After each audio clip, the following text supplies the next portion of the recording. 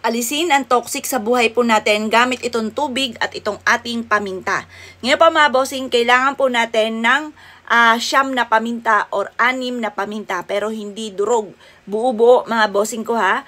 Kung sino man yung tao na nainggit sa inyo, mga pakalimera ng buhay po ninyo, kasi yung mga inggiterang yan, inggitera, pakalimera, chismosa, magkakapatid po yan. Kasi asahan mo, kaya yan ay ikaw ay chinichismis, naiinggit sa inyo. Kaya nangingialam yan sa buhay ninyo kasi naiinggit sa inyo. Yan ang pinakamayor po niyan. Kaya kailangan meron tayong proteksyon, kagaya ng tubig at ganoon din ang ating paminta.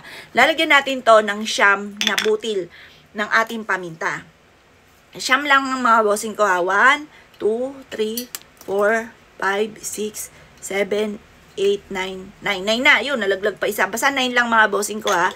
Ngayon pa mga bossing ko, i-wish po dito na kung ano man po yung tao na pinanalangin sa inyong masama, ikinarga sa inyo na mga kamalasan, ay hinihigop na nito at bumalik sa kanya kung ano man ang mga panalangin niya na masama. Ganon mga bossing ko ang pag-wish. Nang walang gamit na sana, direct to the point. Kung sino man yung taong ito na napakasalbahe na ginagamitan ako ng kaliwa ay bumalik sa kanya, ang lahat ng mga kamalasan o sakripisyo na or purwisyo na ginawa sa akin or binigay sa akin. Ganon pa mga bossing.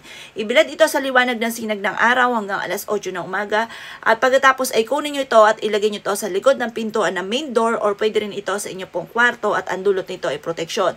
Makalipas sa 1 linggo, tanggalin yung paminta, itapon ito sa tubig sa lababo. Itapon nyo po ito sa lababo mga bossing ko at hugasan mo itong mabuti at ilagay nyo po ito sa kwarto po ninyo para hindi na bumalik muli, hindi ka talaban.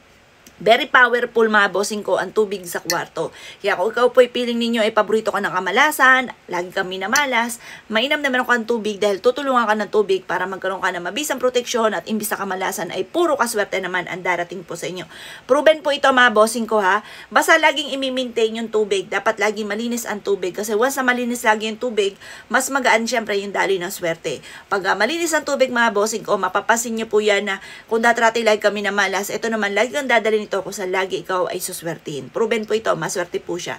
Basta kailangan lagi kang positive kapag ka ikaw ay gumagawa ng ganito. At yung mga winish po ninyo, naniniwala ka na magkakatotoo po ito. Kasi kung saan naniniwala ka, positive ka na magkakatotoo po yan. Tapos dadamin nyo sa inyong kalooban at sa kalooban po ninyo ay bumalik sa kanya yung mga ganun mga bossing. Or yung panalangin nyo ng mga magaganda para sa inyo po sarili ay damhin nyo. Kasi once na ikaw po ay nag-aalilangan po dyan, alilangan din yung dating na swerte. Or maaring hindi magkakatotoo kung ano man yung mga wishes ninyo. Kaya kailangan kayo po ay naniniwala. O mga boss gawin nyo na po ito. Basta lagi i-maintain na malinis ang tubig. Kasi once na ito ay madumi, hinayaan nyo siya, tas natuyo po siya na natuyo. Nako mga boss, asahan nyo po yan.